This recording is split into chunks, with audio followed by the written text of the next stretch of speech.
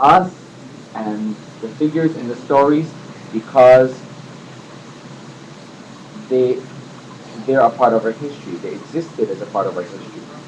Yeah, Hawaiians being part of the Polynesian group.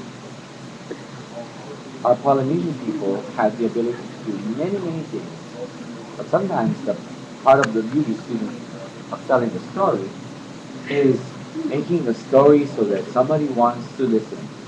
But many of these stories have a root in some sort of human characteristic, um, some sort of human quality trait, some sort of real issue that the people experience, and something that you and I can relate to even till today.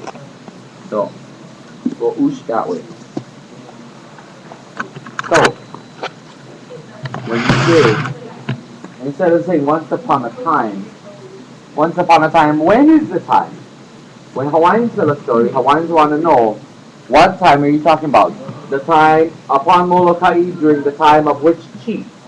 So you would want to be paying attention to this because again, remember, even though you're only going to make one or two sentences per one or two pages, you should be able to be giving some factual information and some key points to focus on.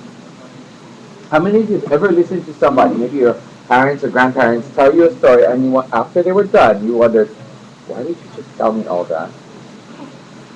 Yeah, because there were all sorts of irrelevant information that is not helping you.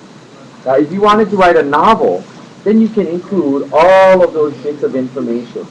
But if you're writing a very short story for younger kids, okay, those books that I showed you, I can take it into the prison and I can teach the men's class that I have over there. Why? Because it's very quick, it's very concise, it is succinct, everything is condensed right here. Which is what you need to do with this. You don't want to bring in all the details, but at the same time, the details that you do give should indicate that it is a Hawaiian story being told. So Hawaiians will focus on the time during the time of Kamehameha, right?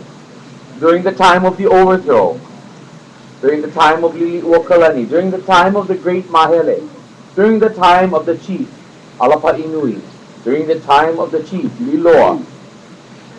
How many of you have read something for Kumukalani about our Hawaiian history? Anybody remember reading something about a chief or somebody? No? Alas naras? Oh, I'm gonna scold him for not reading the Mo'olelo Sui. Didn't you read anything about any of, besides the Sina and Kaupepe story? Especially those of you who've been here for quite some time. Excuse me? Umi Ali Loa. Okay. So where does the story take place?